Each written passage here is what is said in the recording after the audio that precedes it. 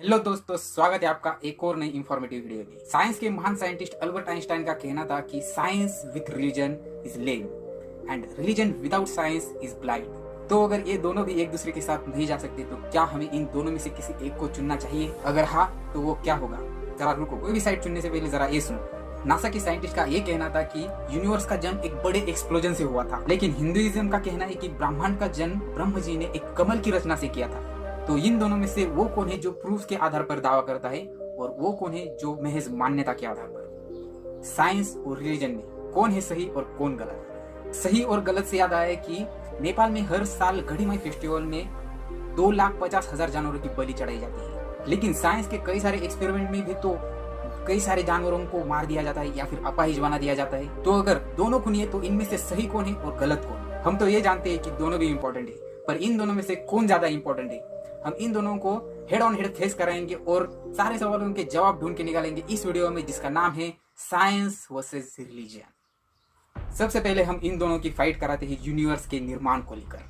दुनिया के सबसे पुराने टेक्स्ट ऋग्वेद में हमें सृष्टि के निर्माण से जुड़ी एक थ्योरी मिलती है। इसे हम हाइन ऑफ क्रिएशन या फिर नसादिया सूक्त के नाम से जानते हैं। तो ऋग्वेद के अनुसार यूनिवर्स में पहले कुछ नहीं था, न मैटर था, न स्पेस था और न ही समय, और चारों तरफ सिर्फ अंधेरा। और एक दिन प्लाज्मा जैसा फ्लूइड चारों तरफ फैलने लगा। देखते देखते ये हर तरफ फैल गया और इसने मैटर का फॉर्मेशन किया, और इस मैटर ने यूनिवर्स के अलग अलग ऑब्जेक्ट को क्रिएट करने में मदद की। एक लंबे समय बाद यूनिवर्स में लाइफ फॉर्म होना शुरू हुआ और हम इंसान भी इसी प्रोसेस में इवॉल्व हुए। तो अगर आप हर एक पॉइंट पर फोकस करते हैं तो नसादिया सूक्त कुछ बिग बैंग थ्योरी की तरह ही लगता है। सन 1931 में सर जॉर्जस लेमेत्रे ने बिग बैंग की थ्योरी बताई थी, जो आज यूनिवर्स का फॉर्मेशन को बताने वाली सबसे फेमस थ्योरी है। अब ये थ्योरी ये बताती है कि आज से 1380 करोड़ साल पहले हमारा पूरा यूनिवर्स एक सिंगुलरिटी में समाया हुआ था। उस समय में यूनिवर्स में मैटर, स्पेस, टाइम जैसा कुछ नहीं था। एक टाइम के बाद इस सिंगुलरिटी में बहुत बड़ा एक्सप्लोजन होता है और इसी के साथ यूनिवर्स में मैटर का एक्सपांशन भी होने लगता है। इस मैटर में गैलेक्सी, स्टार्स, प्लैनेट्स, लगभग हर ऑब्जेक्ट्स को क्रिएट किया था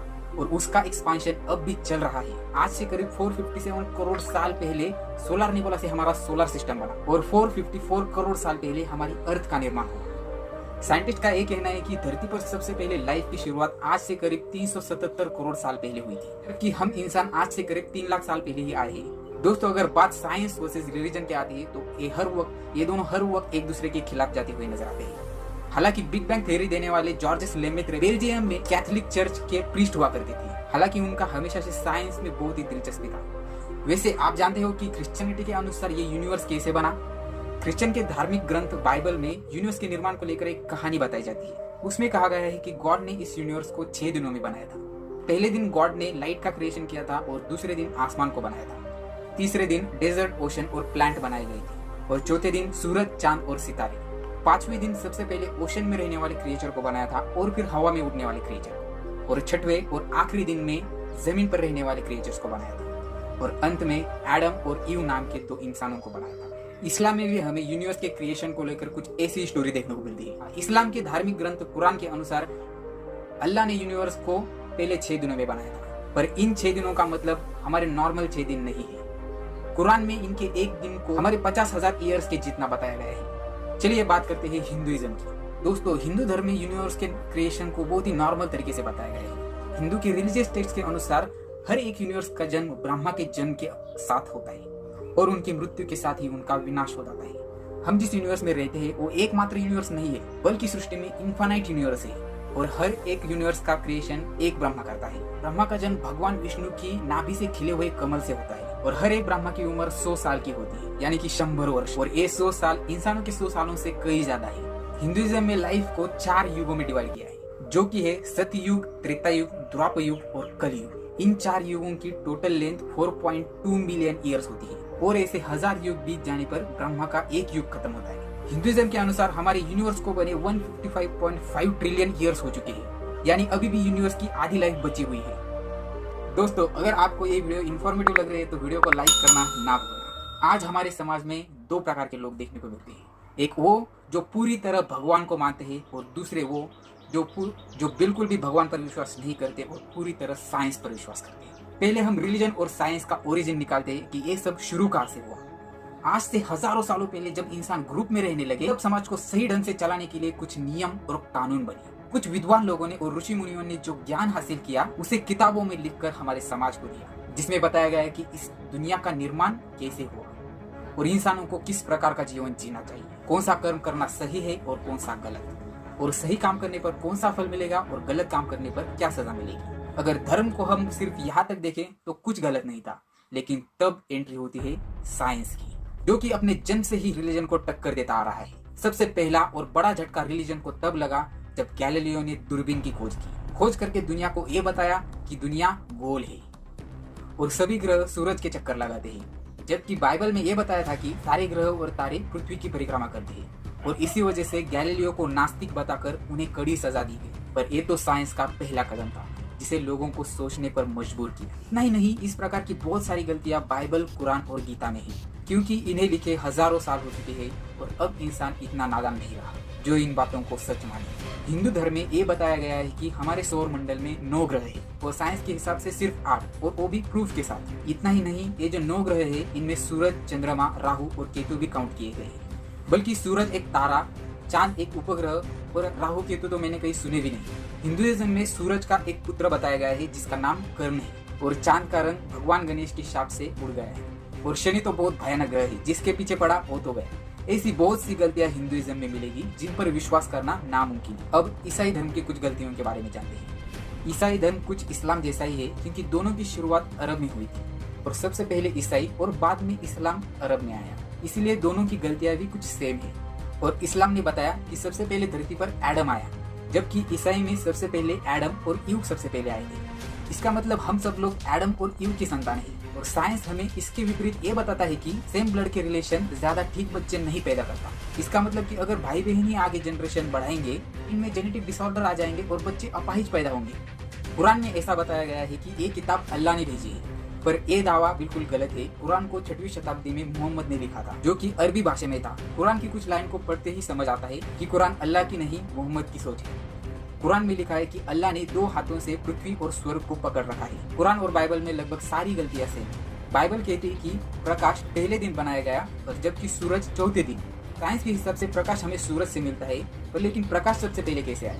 ऐसी गलतियां गिनो तो दिन कम पड़ जाएगा, क्योंकि ये सब धार्मिक किताबें इंसानों ने ही लिखी है और इंसान तो गलतियों का पुतला है। एक गलती आप भी कर रहे हो, वो अभी तक वीडियो को लाइक नहीं किया, जल्दी वीडियो को लाइक करो। अब हम जानते हैं कि साइंस कैसे काम करता है। सबसे पहले हमारे दिमाग में एक आइडिया आता है और फिर हम उसे साबित करने के लिए एक एक्सपेरिमेंट करते हैं। फिर हम देखते हैं कि हमारे एक्सपेरिमेंट्स के रिजल्ट्स हमारे आइडिया को सपोर्ट करते भी है या नहीं। यदि करते हैं तब हमने एक थ्योरी बना ली है। फिर हम इस थ्योरी की मदद से दुनिया को सही ढंग से समझने की कोशिश करते हैं। साथ में हम ये भी देखते हैं कि इस थ्योरी को और भी सुधारा जा सकता है। जिस थ्योरी में सुधार की गुंजाइश नहीं, उस थ्योरी को हम यूनिवर्सली एक्सेप्ट करते हैं। जैसे कि चार्ल्स डार्विन की थ्योरी, उन्होंने इवोल्यूशन के बारे में बताया, मतलब हमारे पूर्वज बंदर थे। पर कुछ लोगों ने इस पर सवाल उठाया, अगर हमारे पूर्वज बंदर थे तो आज के बंदर क्यों इंसान नहीं बने?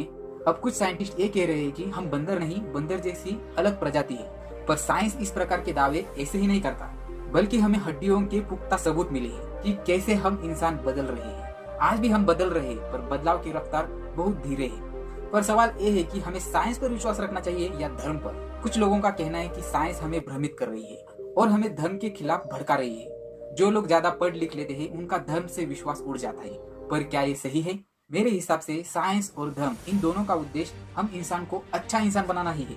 साइंस हमें सुविधाजनक लाइफ दे रही है और प्रकृति से जुड़े सवालों से पर्दा उठा रही है। असल में साइंस प्रकृति के खिलाफ नहीं है, बल्कि वो प्रकृति से ठीक तरह से समझकर उसमें सुधार करने की कोशिश करती है। जैसे कि साइंस ने जाना कि हमारा शरीर सबसे पहले कैसे काम करता है, कि हार्ट, किडनी, लिवर, लंग्स कैसे काम करते हैं और इनमें से किसी बीमारी से शरीर पर क्या असर पड़ता है। फिर ये जाना कि इनको ठीक कैसे किया जा सकता है। जो लोग दावा करते हैं कि धर्म ही सही है, पर क्या धर्म ने हमें वायरस से बचने का और शरीर के बारे में कुछ बताया है? नहीं, ये सब हमें साइंस नहीं बताया। साइंस ने हमें सारे सवालों के जवाब ढूंढ के दिए हैं, जैसे कि बारिश कब होती है, सूर्य ग्रहण क्यों आते हैं, भूकंप क्यों होता है। पर धर्म ने हमें इन सब बातों से बेवकूफ बनाया। मैं आपको बता दूं कि मेरे दादाजी में और मेरे बच्चों में सबसे बुद्धिमान कौन होगा? इसका सीधा सा जवाब है मेरे बच्चों का, क्योंकि बहुत सी बातें उन्हें विरासत में मिली है जो मेरे दादाजी को नहीं, वो मेरे बच्चों को पता होगा। क्या मेरे दादाजी को इंटरनेट पता था? वो कल मेरे बच्चों को पता होगा। फिर हम कैसे मान ले कि हजारों सालों पहले इंसान समझदार थे और उनकी लिखी किताबें संपूर्ण सत्य है? इससे ये समझता है कि धर्म हमें पीछे की ओर ढकलता है और साइंस हमें आगे की तरफ बढ़ाता है। मैं ये नहीं कहता कि धर्म पूरी तरह गलत है, अगर धर्म नहीं होता तो हमारे हजारों सालों पहले के पूर्वज अच्छी लाइफ नहीं जी पाते, हमारी इंसानियत खतरे में आ जाती। पर रिलीजन ने सब लोगों को अच्छे संदेश देकर एक किया। रिलीजन ह्यूमंस की हिस्ट्री में बहुत बड़ा रोल निभाती है, पर रिलीजन खुद को समय के हिसाब से बदलती नहीं है। इसलिए हमें इतिहास में सीख देने वाले धर्म अब वैसी सीख नहीं दे पा रहे हैं, क्योंकि अब लोग स्मार्ट हो रहे हैं, पहले से बेटर हो रहे हैं। साइंस सभी के जवाब ढूंढ कर दे रहा है। आप अगर भगवान की पूजा नहीं करोगे तो क्या आपको सुख शांति नहीं मिलेगी? आप खुद ही सोचिए, अमेरिका और चाइना जैसे लोग आज हमसे इतने आगे क्यों है? जिस समय हम धार्मिक कर्मकांड और पूजा पाठ में और कीमती समय बिताते हैं, उस समय अमेरिका और चाइना के लोग कुछ ना कुछ एक्सपेरिमेंट कर रहे होते हैं। इस प्रकार धर्म का वजूद एक ना एक दिन खत्म हो जाएगा, क्योंकि रिलीजन समय के अनुसार नहीं बदलता, और जो चीज समय के अनुसार नहीं बदलती उसका विनाश तय है। यही कुदरत का नियम है। पर अगर हम साइंस पर विश्वास करें तो वो हमें बहुत आगे लेकर जाएगी। होप आपको ये बातें समझ आ गई होंगी। आपको साइंस और रिलीजन के बारे में क्या विचार है कमेंट करके बताओ। वीडियो अगर आपको इन्फॉर्मेटिव लगी होगी तो वीडियो को लाइक करो, और ऐसी और वीडियोस देखने के लिए चैनल को सब्सक्राइब कर दीजिए और नोटिफिकेशन बेल ऑन कर दीजिए, ताकि मैं जैसे ही वीडियो अपलोड करूंगा तो सबसे पहले आपको पता चलेगा। Thank you for watching.